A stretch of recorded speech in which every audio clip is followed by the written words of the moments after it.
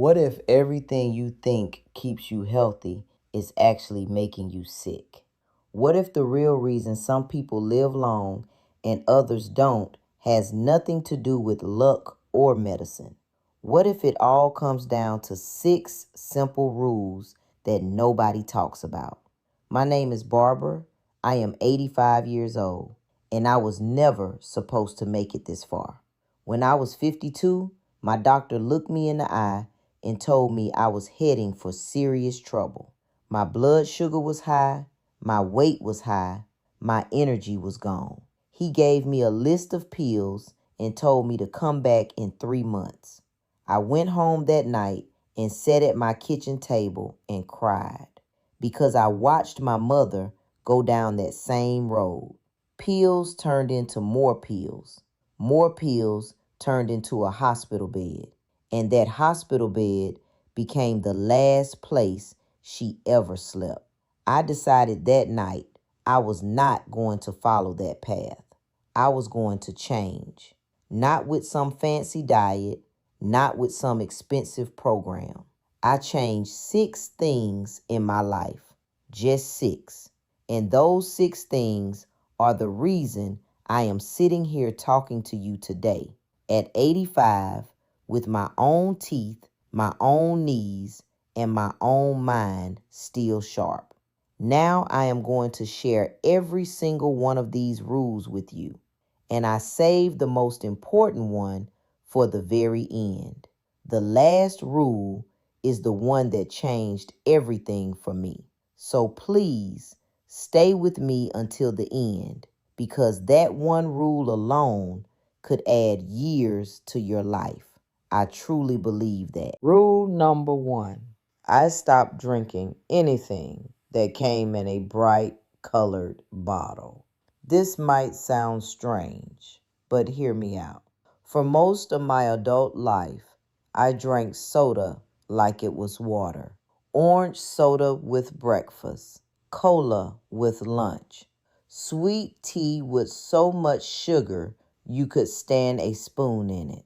I thought it was normal. Everybody around me drank the same way. My kids drank it. My neighbors drank it. It was just what we did. Then one summer, I started getting headaches that would not quit. My ankles swelled up like balloons. I was thirsty all the time, but nothing I drank made it better. My friend Carolyn, she was a nurse. She told me something I will never forget. She said, "Barbara, your body is begging you for real water, and you keep giving it candy."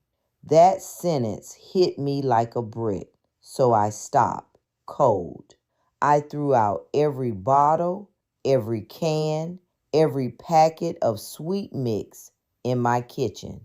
For the first 2 weeks, I felt terrible. Headaches got worse. I was cranky.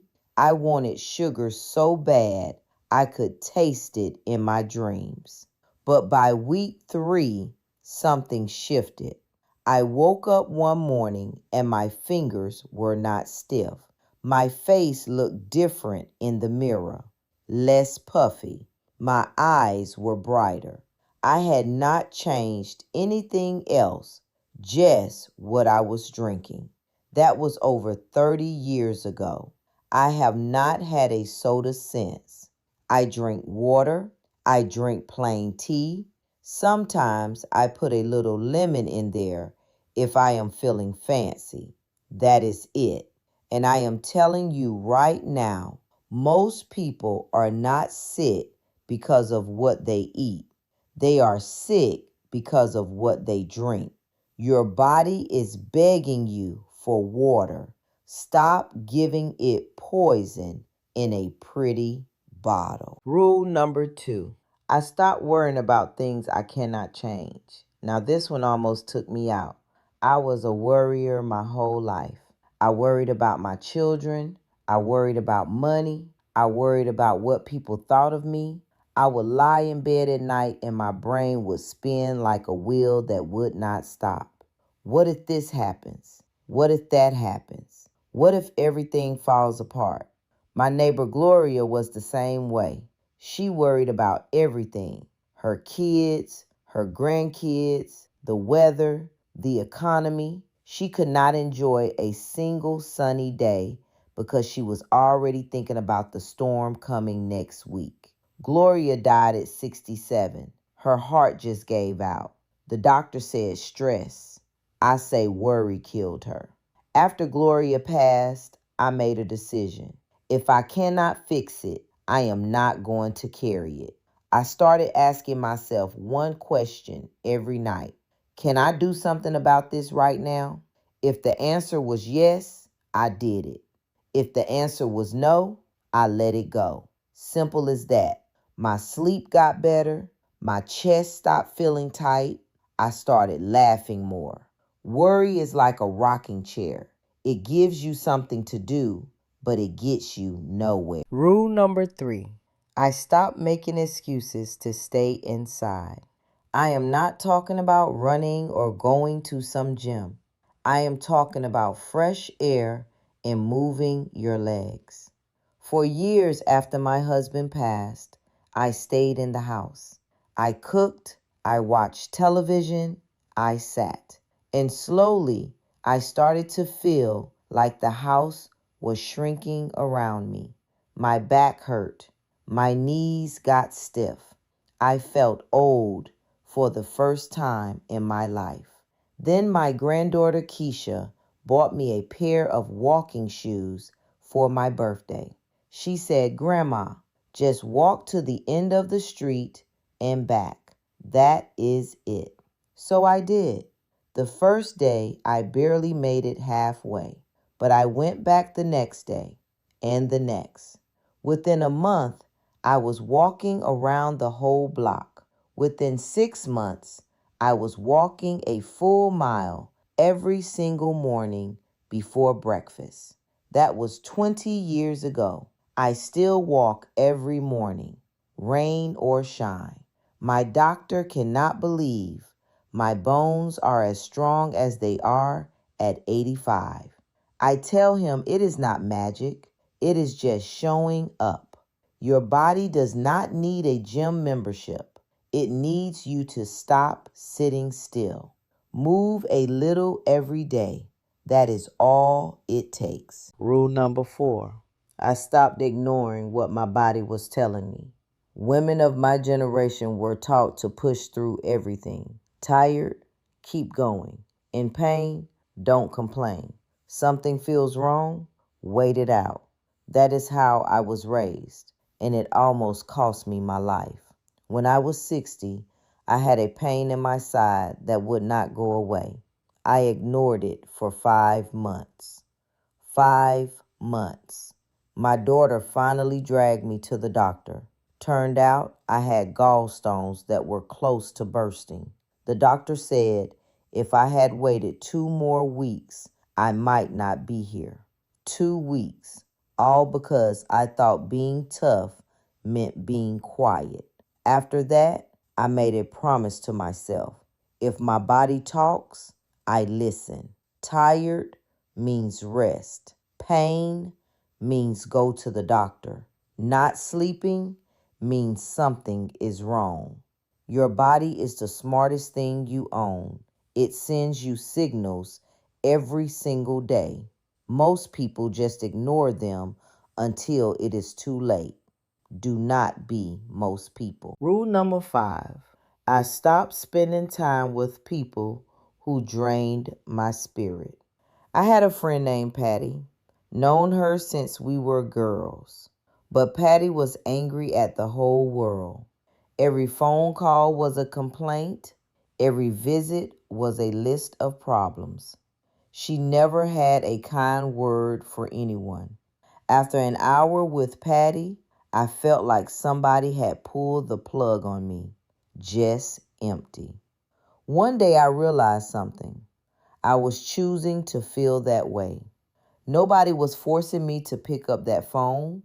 Nobody was making me sit through those visits. I was doing it out of guilt, out of habit, so I stopped. I did not make a big speech. I did not fight with her. I just slowly stepped back, started spending more time with people who made me laugh, people who talked about dreams instead of problems, and my life changed. I had more energy, I smiled more, I slept better. You become like the people you spend the most time with. If they are full of anger and sadness, that is what you will carry too. Choose your company the way you choose your food because it goes inside you just the same. And now, rule number 6. This is the one I told you to wait for. This is the one that changed everything. I stopped putting life on hold. For years, I saved the good plates for special occasions. I saved the nice perfume for church. I saved the pretty dress for someday. And you know what happened to someday? It never came.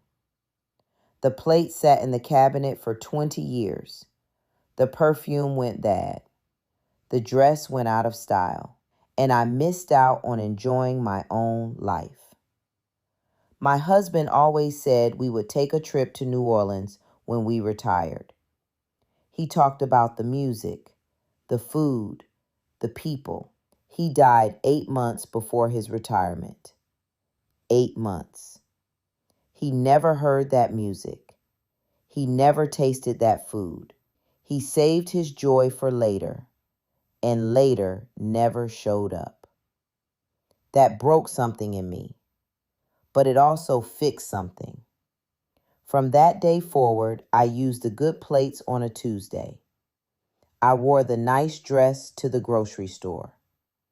I called the people I loved and told them I loved them because today is the only day that is real. Tomorrow is just a story we tell ourselves. So there it is, 6 rules from an 85-year-old woman who was never supposed to make it this far. Stop drinking poison. Stop worrying about what you cannot fix. Stop sitting still. Stop ignoring your body. Stop keeping angry company. And stop waiting for tomorrow to start living. None of this costs money. None of this takes special talent. It just takes a decision. One decision every single morning when you open your eyes. Am I going to live today or just get through it?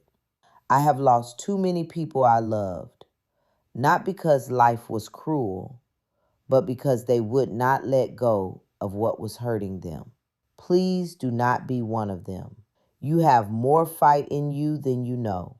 Now, if you will excuse me, I have a morning walk to take, and that sunrise is not going to watch itself.